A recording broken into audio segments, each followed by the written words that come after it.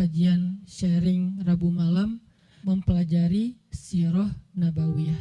Kita coba untuk mendalami kisah-kisah atau cerita dan sejarah dari kehidupan orang yang paling mulia, yang paling agung, yang rasa-rasanya gak ada yang lebih pantas untuk kita pelajari kehidupannya dan kita kenal sosoknya daripada Muhammad Rasulullah SAW. Sampai targetnya apa? Sampai kita bisa mengenal Nabi lebih daripada kita mengenal keluarga kita. Itu baru kita disebut dengan orang yang mencintai Nabi. Kalau kita bilang mencintai Nabi tapi kita gak terlalu kenal Nabi, cuman tahu namanya dan tahu sepenggal dua penggal kisah yang gak terlalu jelas tentang beliau, kayaknya ucapan kita itu belum terbukti. Karena orang yang mengenal seseorang baru disebut mengenal kalau dia tahu betul tentang cerita orang itu. Misalnya kita mengatakan saya kenal Fulan, saya sahabatnya Fulan, apalagi sampai mengatakan saya mencintai Fulan. Kita gak mungkin mengatakan itu kalau kita gak kenal orangnya. Kalau sampai kita mengklaim mengenal Nabi tapi kita nggak tahu apa-apa tentang Nabi kecuali secuil kisah, berarti jangan-jangan kita belum jujur. Nah, harusnya seperti apa kita mengenal Nabi? Kalau seandainya kita mau melihatnya dari angle yang benar, harusnya kita mengenal Nabi lebih daripada kita mengenal keluarga kita.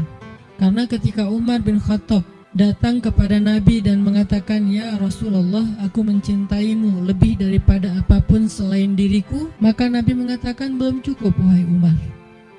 Lalu Umar meralatnya mengatakan, aku mencintaimu lebih daripada diriku sendiri, maka kata Nabi, al-an ya Umar, sekarang baru cukup wahai Umar. Salah satu pelajaran dalam adegan itu adalah harusnya kita mengenal Nabi bahkan lebih daripada diri kita sendiri. Kita mengenal Nabi lebih daripada keluarga kita. Seperti apa kita mengenal ibu kita, ayah kita, pasangan kita buat yang udah punya pasangan, atau anak-anak kita. Maka kita belajar mengenal Rasulullah SAW lebih daripada mereka semua. Seorang ibu tahu betul karakter anaknya. Seorang ayah tahu betul tentang kebutuhan anak-anaknya. Seorang suami atau istri tahu betul tentang sifat pasangannya. Anak tahu betul apa yang baik untuk orang tuanya, apa yang menyenangkan hati orang tuanya, dan seterusnya. Maka harusnya kita lebih tahu betul tentang Nabi daripada keluarga kita.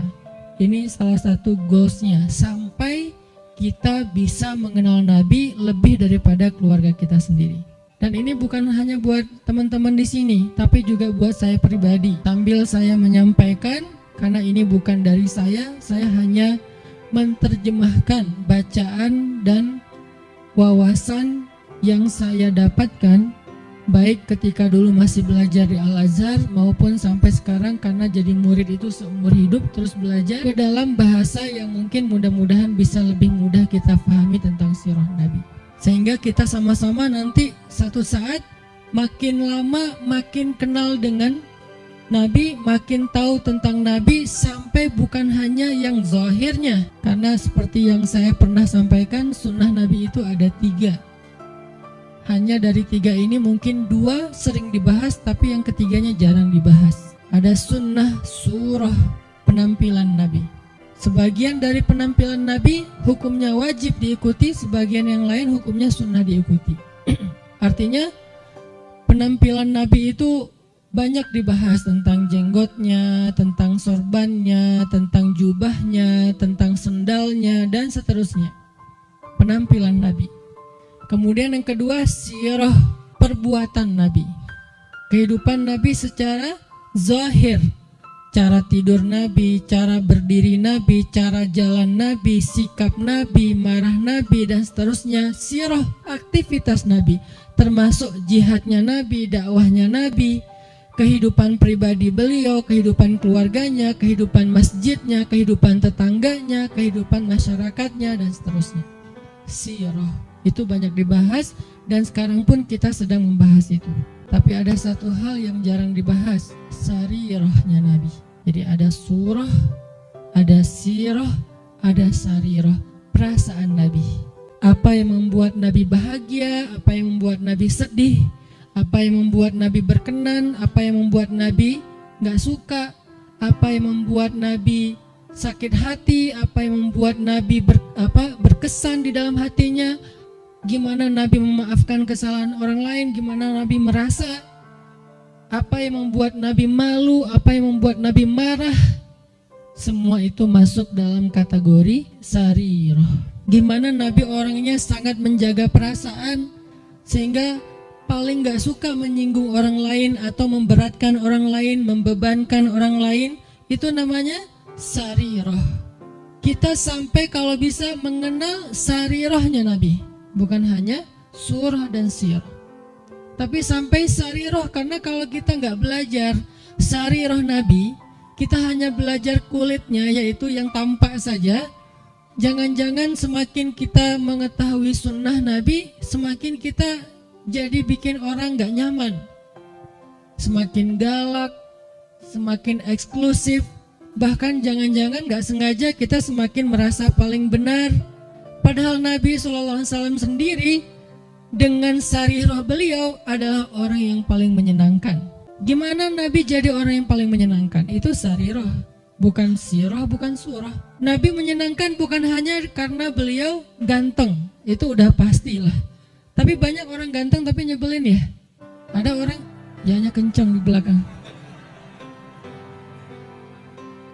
Ada cewek makin cantik makin bikin kita kayak nggak nyaman gitu.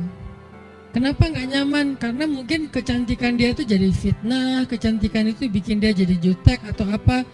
Ada orang secara fisiknya hampir bisa dibilang sempurna, dia fisiknya keren, tapi karena sarirahnya, mentalnya, perasaannya itu nggak humble sama orang lain, akhirnya kita juga nggak nyaman bareng dia. Makanya ada orang punya pasangan, memilih pasangan, walaupun yang tampak duluan itu fisik, tetapi kadang-kadang ada orang yang kayaknya pasangannya biasa banget, tapi dia kayak happy banget sama orang itu. Kenapa?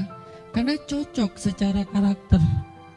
Nah artinya mungkin kita wawasan tentang Nabi itu bagus, surahnya kita mencontohkan Nabi itu hampir sempurna, karena nggak ada yang sesempurna Nabi pastinya.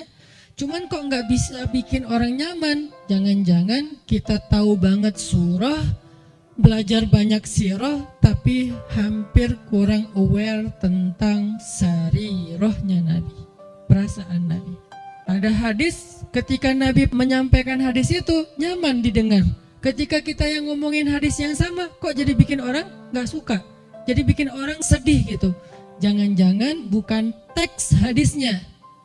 Hadisnya sahih, bahkan mutawatir, Bukhari, Muslim. Tapi hadis yang sahih itu ketika Nabi yang menyampaikan, orang nyaman. Ketika kita yang menyampaikan, orang malah sedih.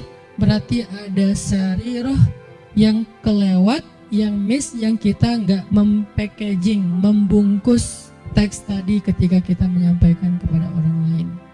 Nah kita pengen belajar kehidupan Nabi itu bukan hanya yang tampak, tetapi kita pengen mendalami dari sisi-sisi